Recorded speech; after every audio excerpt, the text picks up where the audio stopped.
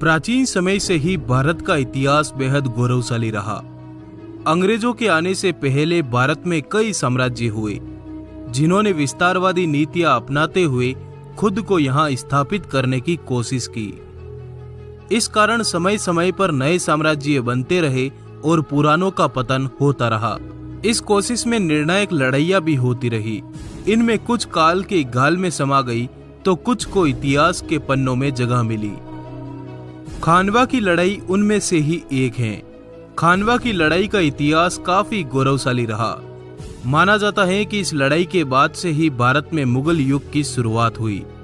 आइए जानते हैं भारतीय इतिहास के सबसे भयानक युद्धों में से एक खानवा के युद्ध को। बात 15वीं सदी के आसपास की है। बाबर काबुल से हिंदुस्तान फतेह करने के लिए अपने लश्कर के साथ निकला।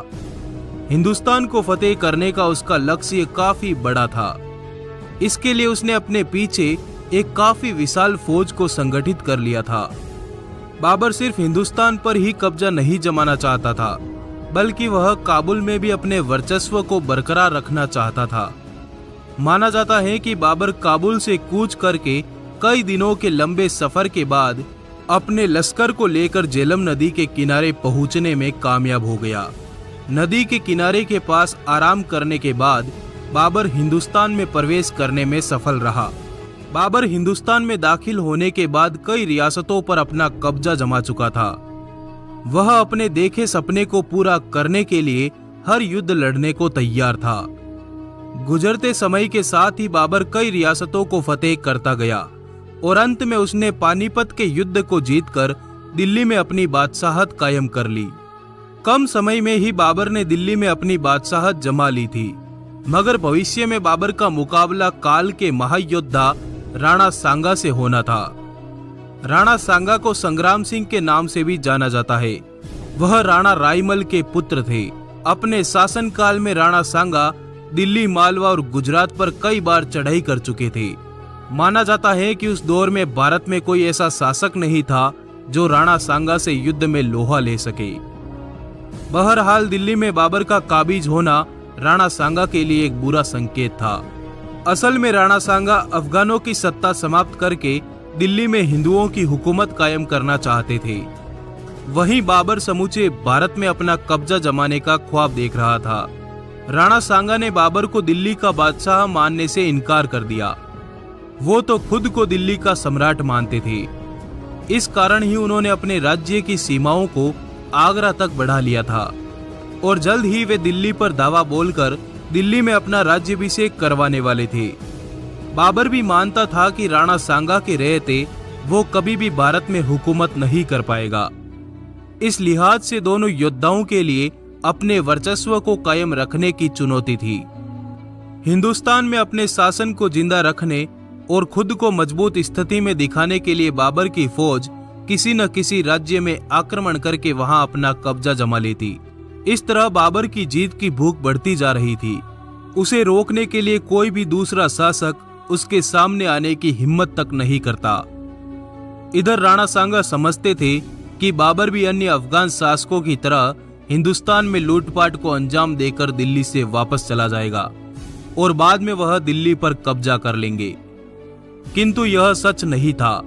राणा सांगा को भी जल्दी ही पता चल गया कि बाबर जल्दी हिंदुस्तान नहीं छोड़ने वाला था।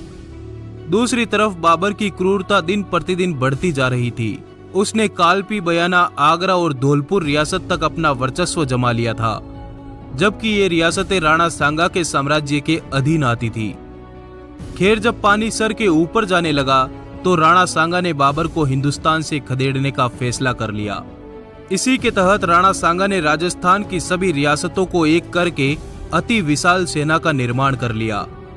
इस समय राणा सांगा के साथ हसन खां मेवाती, बसीन चंदेरी, इब्राहिम लोधी का छोटा भाई महमूद लोधी और विशाल राजपूत साम्राज्य डटे हुए थे।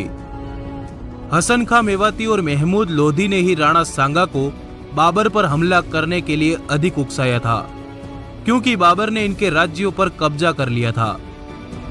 खैर, राणा सांगा बुलंद हौसलों के साथ अपनी विशाल सेना को लेकर बयाना और आगरा पर अधिकार करने के लिए बढ़े। जल्दी ही राणा सांगा ने बयाना की मुगल ताकत को कुचलकर बयाना पर अधिकार कर लिया।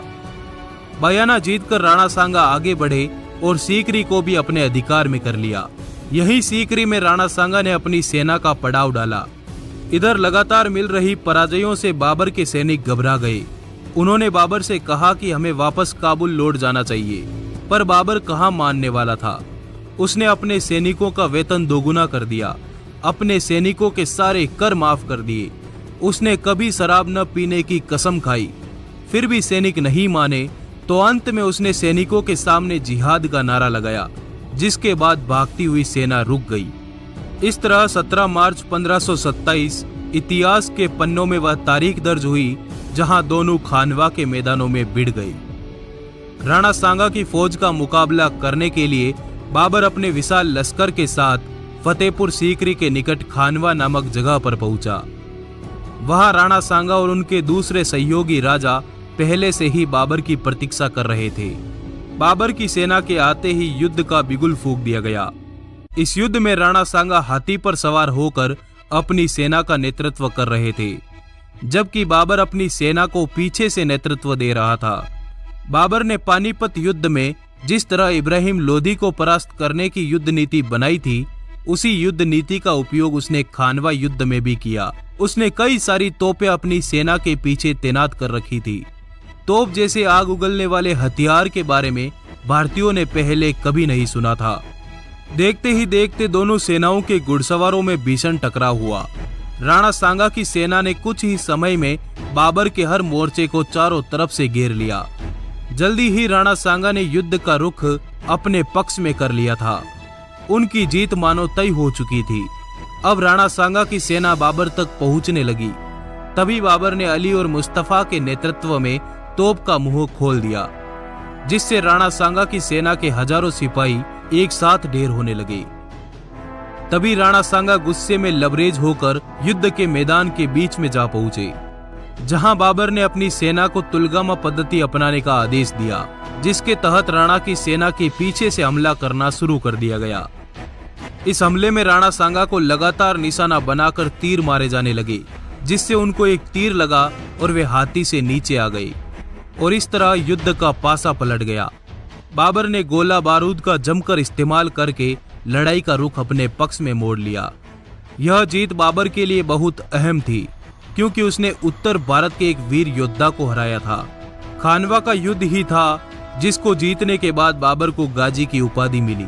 खानवा का युद्ध जीतने के बाद बाबर की ताकत का मुख्य केंद्र काबुल नहीं रहा, बल्कि आगरा और दिल्ली बन गया। तो धन्यवाद दोस्तों, इस वीडियो को अधिक से अधिक लाइक करें।